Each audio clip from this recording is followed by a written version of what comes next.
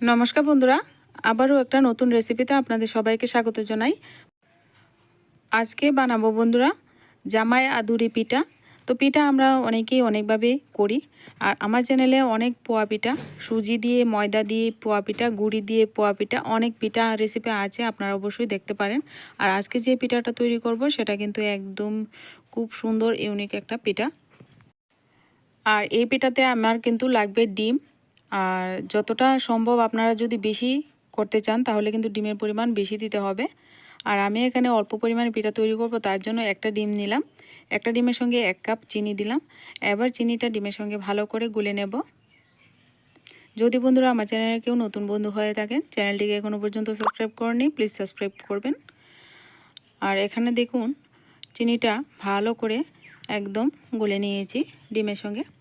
এবার আমি এখানে ওই কাপ মেপেই ময়দা দিয়ে দিলাম 1 কাপ। এবার ময়দাটাকেও ভালো করে মিশিয়ে নিচ্ছি। এবার ময়দাটা ভালো করে মেশানো হয়ে গেছে। দেখুন ব্যাটারটা কিন্তু ঘন আছে, তো এরকম ঘন রাখা যাবে না, তো ব্যাটারটাকে আরও পাতলা করতে হবে। পাতলা করার জন্য এখানে আমি 1 কাপের মতো জল ব্যবহার করব। আর আপনারা চাইলে এখানে লিকুইড দুধ ব্যবহার করতে পারেন। দুধটা যদি হাতের কাছে না থাকে, এভাবে আমার মতো করে জল দিয়ে তারপর গলে নেবেন। তো দেখুন ভালো করে মিশিয়ে নিয়েছি। এবার আমি আরও অল্প পরিমাণ জল দিয়ে দিলাম। এবার জল দিয়ে ভালো করে আবারও গুলে নিচ্ছি। গুলাটা যেন একদম একটু থকথকে ভাব হয়, তো এইভাবে কিন্তু গুলে নেব। আর এখানে কিন্তু প্রথমে কিন্তু বেশি করে জল দিতে যাবে না, বেশি করে জল দিলে ব্যাটারটা একদম পাতলা হয়ে যাবে। এবার ভালো করে গুলে নিয়ে উপর থেকে ছাড়লে দেখবেন একদম মিলিয়ে যাচ্ছে। তো এরকম করে কিন্তু ব্যাটারটা গুলে নিয়েছি। এবার ওই গুলার মধ্যে আমি অল্প একটু বেকিং পাউডার দিয়ে দিচ্ছি। যদি বন্ধুরা হাতের কাছে বেকিং পাউডার না থাকে, না দিলেও চলবে, এক্ষেত্রেও কিন্তু আপনাদের পিঠা খুবই সুন্দর হবে। তো আমি কিন্তু হাতের কাছে ছিল, তার জন্য কিন্তু অল্প একটু বেকিং পাউডার দিয়েছি। বেকিং পাউডারটা দিয়ে ভালো করে আবারও স্মুথ করে গুলে নিতে হবে। এবার ভালো করে স্মুথ করে কিন্তু এইভাবে বেকিং পাউডারটা ভালো করে মিশিয়ে দিয়ে এবার একটা সাইডে একটা ঢাকনা চাপা দিয়ে 10 মিনিটের মতো রেখে দেব। এদিকে আমি চুলায় একটা পিঠে ভাজার জন্য ছোট্ট একটা কড়াই বসিয়ে দিলাম। আর এই কড়াইটাতে কিন্তু আমি প্রতিনিয়ত পিঠাই তৈরি করি। আর তার মধ্যে কিন্তু পরিমাণ মতো সাদা তেল দিয়ে দিলাম। তেলটা এদিকে গরম হতে থাক, আর অন্যদিকে আমি ব্যাটারটা 10 মিনিট পর আবারও একটু নাড়াচাড়া করে ভালো করে একটু গুলে নিতে হবে। পিঠা বানানোর আগে ভালো করে গুলে নিয়ে একটা চায়ের কাপ মেপে একটু অল্প অল্প ব্যাটার নিয়ে, আর পিঠেগুলি আমি গোল শেপ করার জন্য আমি একটা চামচ ব্যবহার করেছি। এরকম চামচ সবার বাড়িতে থাকে, তো এরকম চামচ প্রথমে তেলের মধ্যে এভাবে একটু ডুবিয়ে নেবেন। ডুবিয়ে নিয়ে হাতাটাকে একটু গরম করে নেবেন।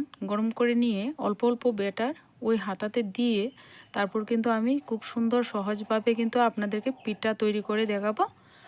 আর এরপর কিন্তু তেলটা ভালো করে গরম হয়ে গেলে এভাবে হাতাটা ছেড়ে দেবেন। ছেড়ে দিয়ে একটু সময় অপেক্ষা করবেন, নাড়াচাড়া করতে হবে না, একদম দরতেও হবে না আপনার। একটু পর দেখবেন পিঠাটা নিজে নিজেই ভেসে যাবে উপরে।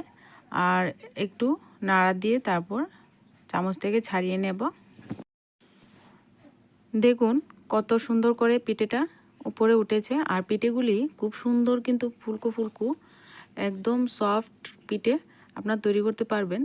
আর যদি কড়াইতে বেশি পরিমাণে জায়গা থাকে, একদিকে এইরকম দেবেন আর আরেকদিকে আরেকটা রেডি করে নেবেন, দেখবেন তাড়াতাড়ি হয়ে যাবে সবগুলি পিঠা। তো আমি একটা একটা করে তৈরি করে দেখাচ্ছি বন্ধুরা। যদি আমার এই পিঠার রেসিপিগুলি ভালো লাগে, প্লিজ লাইক করবেন, কমেন্ট করবেন, আর চ্যানেলটিকে সাবস্ক্রাইব করে চ্যানেলের পাশে থাকতে ভুলবেন না। তো এইভাবে দেখুন একটা পিঠে তৈরি করা হয়ে গেছে। এই পর্যায়ে চুলা রাসটাকে একদম মিডিয়াম করে দেবেন। বেশি হাই হিটে পিঠে ভাজলে আপনার পিঠে কিন্তু পুড়ে যাবে, ভিতর থেকে কিন্তু একদম কুক হবে না, কাঁচা থেকে যাবে ভিতর থেকে।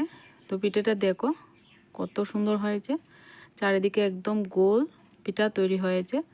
তো এইভাবে চামচটার সাহায্যে আমরা যদি পিঠাটা তৈরি করি তাহলে কিন্তু পিঠাগুলি খুব সুন্দর গোল গোল হবে।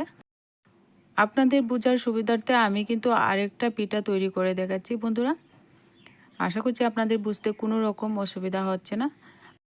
প্রত্যেকটা পিঠা বানানোর আগে এভাবে কিন্তু একটু ঝাঁকিয়ে তারপর তেলের মধ্যে ছেড়ে দেবেন। আর এইভাবে কিন্তু সমস্ত পিঠাগুলি আমি তৈরি করে নেব। আর বন্ধুরা, এবার এই পিঠেগুলি কতটা নরম হয়েছে অবশ্যই আপনাদেরকে দেখাবো, আর কতটা সফট হয়েছে। এই পিঠেগুলি কিন্তু খুবই অনেকক্ষণ ধরে কিন্তু ফুলকো ফুলকো থাকে, একদম চুপসে যায় না। তো এই পিঠেটা অবশ্যই বাড়িতে একবার ট্রাই করো। আর এই পিঠেটা যদি ভালো লাগে প্লিজ লাইক করতে ভুলবেন না বন্ধুরা। এইভাবে আমি সমস্ত পিঠাগুলি তৈরি করে নিলাম। আর বন্ধুরা, এই পিঠেটা দেখো কতটা সুন্দর এবং লোভনীয় হয়েছে। তো আমি অল্প পরিমাণে তৈরি করেছি, আপনারা বেশি করে তৈরি করতে পারেন। দেখো ভিতরটা কতটা সফট হয়েছে আর কতটা সুন্দর হয়েছে। আজকে ভিডিওটা এই পর্যন্তই। দেখা হচ্ছে পরবর্তী কোনো নতুন ভিডিওর সঙ্গে। ততক্ষণে ভালো থাকবেন, সুস্থ থাকবেন।